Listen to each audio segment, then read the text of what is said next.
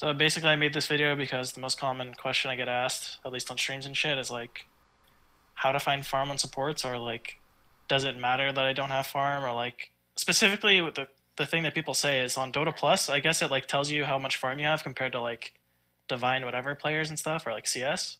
So they're always like, oh, I usually have like 30 less CS than some Divine rank or whatever. So basically, I'm explaining how to like go about thinking about that as support.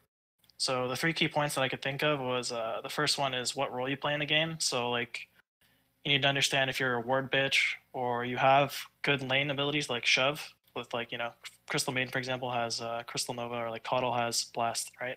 So like you need to understand if you can even push lanes or if you should be even thinking about like getting creeps essentially.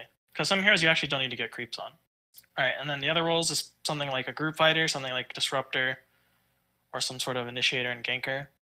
First, I did this from like a 5-role perspective, but I decided to just do both. So when I say initiator, it can be like a 4-role hero, like Sand King, Pudge, or Tusk, something like that, or like Skywrath Mage. Those heroes don't typically like touch creeps that much. But so yeah, for this first key point about like what role you play, it also ties into like what items you should even think about buying. So like that's really important to know when you're thinking about farm, because you don't want to just be farming to farm. Like typically wards are pretty cheap. You're gonna have enough gold for that just by being alive, just like passive gold. But for farming items, sometimes it's actually important to go find farm. So say you need like a blink dagger on Earthshaker or Sand King. Like that's actually so important that you might even take farm priority over your cores. Same goes with your deaths. So like understanding if you should think about it doesn't matter if I die or not. So like if you're on something like a ward bitch like CM, your death usually isn't that important. So that's when you can think about going to places like the dead lane. So that's like the most high impact thing, which I'll go into very heavy detail later. But that's basically why you need to understand your role. Because if you don't care about dying, then obviously you're the perfect person to go down there. So the second one is good and bad farm. And this point is like probably one of the most important when it comes to basically farming in the dead lane. Usually for a reference point, and when you even want to think about good and bad farm, is like 10 to 15 minutes, because before that it's just the laning stage. And honestly, people are going to be in their like respective lanes, and shoving like a lane by yourself isn't ever going to be a thing unless your cores are just for some reason jungling or something or going to a different lane. So it's not that big of a deal. So because I know most people won't really know what I'm talking about when I talk about like good and bad farm. So as a reference point, just think about like 10 to 15 minutes and onward. Before that, it's just laning stage. Don't worry about anything else. Okay. So the third point is understanding the flow of the game. So what I mean by this is like you need to understand, okay, again, is it the laning stage? Because you don't even need to really be thinking about this sort of stuff. Or like say your team is just like owning really hard, like you just destroyed the lane, which is pretty popular like in this meta, is just trying to win the lane, and you basically can just group up and control the map together. You're usually not going to be worrying about farm at all. You're just going to be playing with your team. So it really does not matter. So again, you need to understand the flow of the game. So I'm basically going to be covering like what to do at every point in the game if you're owning and if you're not owning.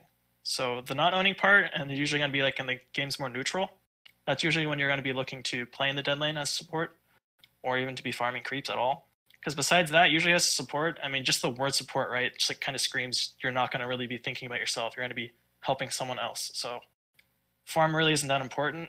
I would say it's probably only like 5 to 10% of a support's game is to actually be thinking about creeps, unless you're something like Coddle, which is all he does. So basically, what I'm saying is like the emphasis shouldn't be placed on creeps at all. You should be thinking about how to win the lanes and grouping up with your team, because if you do that right, you won't ever need to even worry about farming creeps, because you'll have so much gold just from you're just going to get a lot of gold from getting like assist gold, tower gold, bounty runes, just having map control in general. You can get like the leftover creeps from your cores while they farm jungle or set up for something, stuff like that. Farm in general usually is going to equate to like gold, right? That's like basically what it's about. You're going to have, you're going to be farmed, you're going to have items, your team's going to have items and all that jazz. If you're just doing well in the game, it doesn't really matter about creeps. It's just gold comes from a lot of different things. So in this patch, obviously, I don't think people are like that oblivious to this. It's like a very heavy laning meta. It's usually going to be dual lanes. And as a support, it's really important to understand, like, I guess, how to win the lane or have like high impact in the lane. And the reason why heroes like CM, for example, are really good is because they lane really, really well.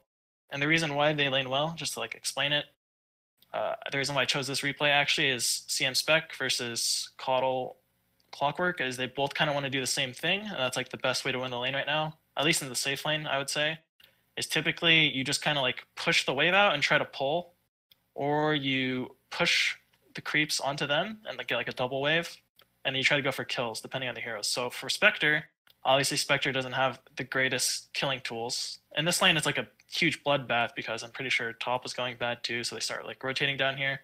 Basically, they just keep killing me, but like Spectre's getting a lot out of this lane, so I would say we're winning it because Spectre's like, you know, a heavy scaling hero. And the reason why Caudle and Clock are down here is to basically pressure him and do like the opposite thing of what I'm trying to do. So what their job is as Caudle offlane typically is like, they're going to try to push the lane with like Caudle Blast and harass you at the same time. And then they're going to try to pull the hard camp. And obviously I know this because I'm like a pretty experienced support player. And what I tried to do was basically harass them back and get them to commit to me when they shouldn't be. So it kind of like disrupts the pull in that sense. So instead, we just kind of keep fighting them over and over and over, and I'll die for it, but they're not getting their pull off, right? So that's what's really important. I know this is like a video about how to farm on support, but like it's hard to explain, but that actually is basically how you farm on a support, is you just play the game right and you'll find gold, essentially. Like you're not gonna just magically go farm creeps. That's just not what supports really do, unless you need a specific item, like your Sand King getting a blink. That's the easiest example I can think of. So, like a very basic rule of why a support hero is even good in the first place. These heroes are not good because of items. The reason why they're picked in the support role to begin with is because they have good spells. Not all of them, obviously, but typically. Like they hit these power spikes because their spells are really, really strong.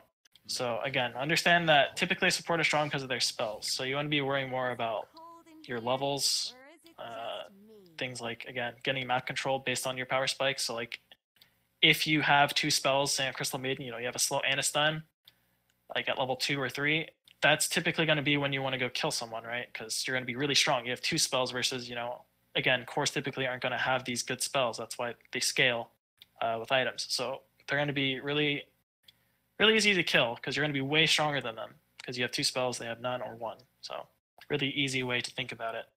So when you want to think about farming on support, it's typically not to get farm for yourself. It's to farm areas of the map that your cores don't want to be. And if you have a way to push it out for them, you basically go down there. And if you die for it, then that's okay. But if they go down there and die, it's way different because they're, you know, they're a core. That's time they're not farming. They're delaying their item timings. They're going to be giving up more EXP typically. It's going to be time that they're dead and not applying pressure on the map. You're going to be lower level, so you'll respawn sooner. All the shit adds up. It's all very important to understand.